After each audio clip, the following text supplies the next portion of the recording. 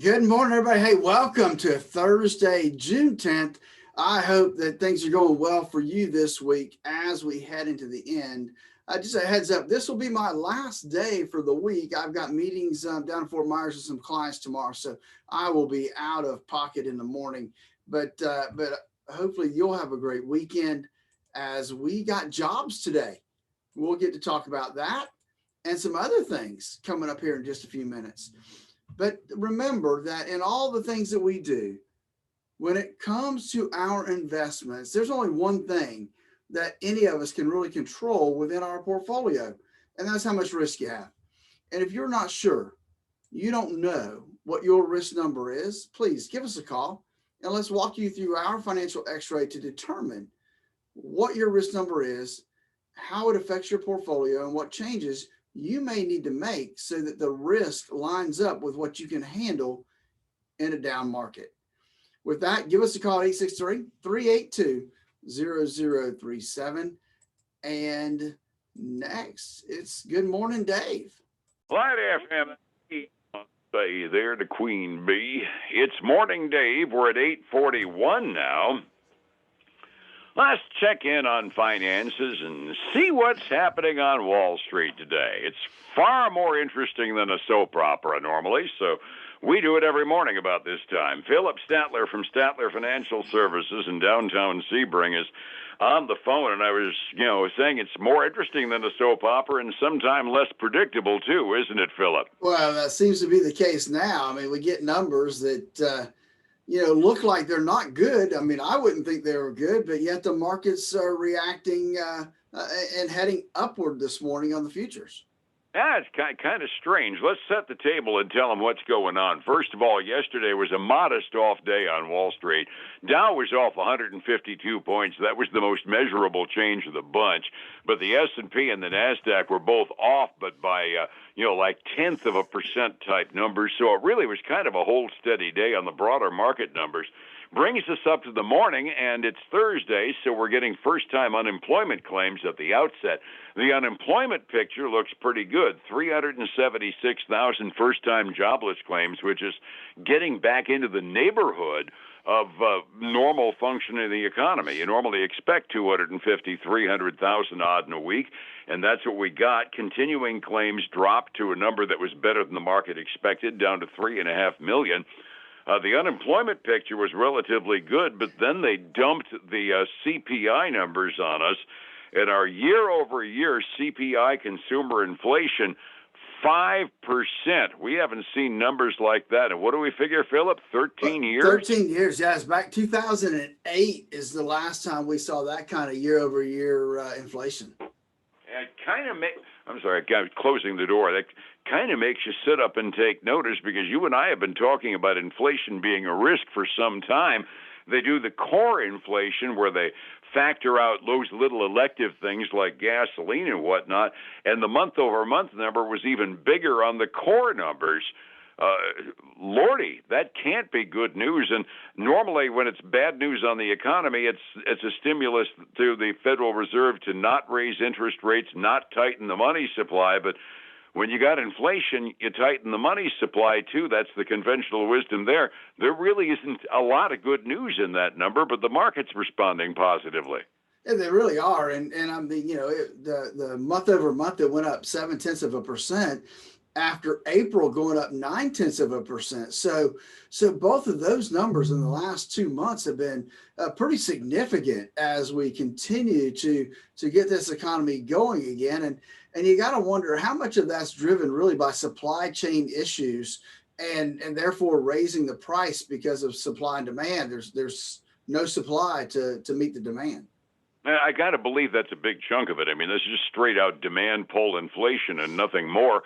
We can't get stuff in the stores, and that means a natural increase in prices, which just maybe is the reason that analysts aren't going apey over this, because they're figuring it's kind of a temporary bump.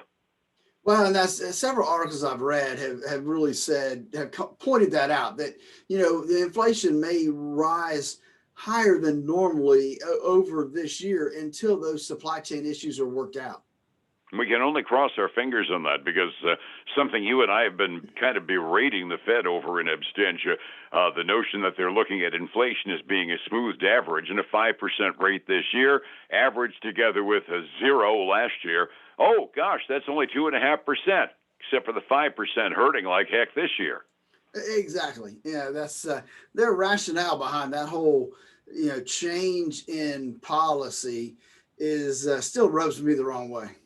No, well, their rationale is to avoid doing anything precipitous, which actually makes some sense since the Fed is famous for doing that. But at the same time, it kind of makes life unpleasant during the times where we're making up the average with a high year. That's true. It does. It really makes it unpleasant. So anyway, that's the picture this morning. We started out with the futures up positively by a little bit on the blue chip indexes, and they actually improved a little bit after this number. I guess the only thing I can do is that they're coring in on the fact that we've got good unemployment news. That's got to be it. Plus, we talked before we went on there. The ECB, that's the European Central Bank. They held interest rates steady and also came out and said they would start buying bonds faster in the open market. So maybe there's some positive news there for the markets. Might very well be. And the fact that we don't live in a vacuum in a world economy that influences our Fed a little bit, doesn't mandate anything, but nothing like having one of your peers go the opposite direction your instincts might be. That's true. It really does. Let's face it, it's a world economy these days. Absolutely. We're interdependent whether we like it or not. If you're an isolationist, it's bad news. If you're an internationalist, well, that's fact of life. End of earnings season is upon us, but you said you had a couple of companies that had reported their earnings, huh? We did. We had Restoration Hardware. They had a pretty good quarter. They beat by 79 cents a share, came in like $4.89. Retailer had better than expected revenue, and they raised their full year guidance, which that means they're doing well this morning on the stock market. They're up almost 9%. And I got to say, Dave, it's an expensive stock. If you want to buy a share, it's only $666 right now. Oh, geez, I got about $10 in my pocket. Huh? You know what? Chip in the rest. Yeah, right. And then the other one I have is still retail, but in a kind of a different industry. Signet Jewelers. That's K Jewelers, Jarrett Jewelers. That's that whole line of jewelry stores. They really hit it out of the park this last quarter. Not quite, but almost doubling the expected earnings per share. They came in at 223. They were expected to come in like $1.27. So a pretty good jump there. They beat same store sales by more than double from a year ago, which that kind of makes sense. And they raised their full year revenue guidance as well. They're kind of the same as Restoration Hardware. They're up about 7.5% this morning. Wow, that's something that actually adds up and makes some intuitive sense. A lot of weddings got canceled and romance got tamped down a little bit. Those are popular price jewelry stores, meaning they make their nut largely off of engagement jewelry. I guess that actually makes some sense, doesn't it? Pent-up demand. It does. Those things have come back around. So not only do we just want to get out and shop, but now we've got some specific reasons, weddings that got put off, engagements that got put off, that those things now are people are spending money for.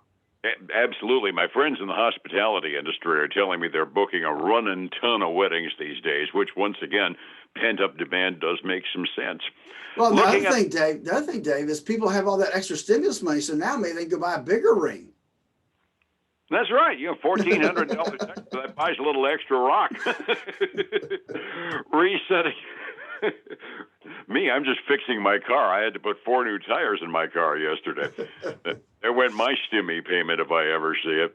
Resetting the table for the morning. The Dow was off substantially yesterday. The other two indexes just wobble at nothing more. 45 minutes before we open, you and I are kind of shrugging our shoulders and wondering why. But how fast are we going where we're going this morning? Well, a couple of the indexes are doing okay. The NASDAQ still trailing just a little bit. We got the Dow 30 up about 0.4% this morning, making back almost what it lost yesterday, about $128 right now.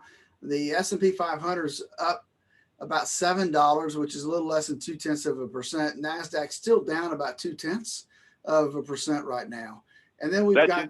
That's interesting because I've got that delayed quote there. That's a real substantial change in the last 10 minutes, too. So they evidently have to be coring in on the unemployment numbers. Yeah. And so then we've got commodity side, we've got silver, gold, both down. Well, silver just went flat. Gold's down about 0.25%. Crude oil, however, is going the wrong direction, up a little over 0.5% to $70.34 a barrel right now. Oh, geez. Well, we were talking about what the gas prices did over the weekend yesterday. We can pretty much guess it's going to keep going up. That's right. Overseas markets, primarily a slight shade of green on the Asian rim, but nobody moved a lot overnight last night. That European Central Bank decision evidently is getting kind of a mixed verdict on the European markets. British markets are up, but the French markets are down substantially, and German markets are hovering around the zero mark. So investors over in Europe don't know what to think about their central bank. Phillip, finding out where your retirement is going is real important. Knowing where it's going is even more important. How do I find you to get an idea where the direction on my retirement funds are going? Then give us a call at 863-382-0037 and find out how much risk they have in their portfolio. Make sure that the portfolio lines up with what they're trying to accomplish.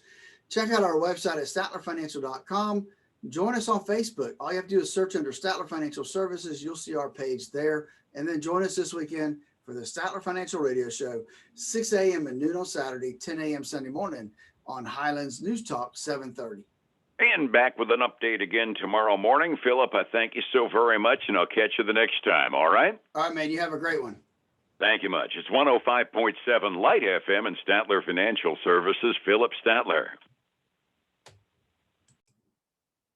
Folks, again, I want to thank you for joining us today. I hope that you're doing well. We are finishing out our week today. I've got appointments out of town tomorrow, so won't be here with you tomorrow.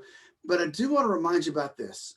We are getting ready to launch a program that will help you monitor and manage your 401k, doing it the way it needs to be done. If you're interested, keep listening. We'll be bringing that to you shortly. Hey, take care. I'll talk to you guys again on Monday. Bye now.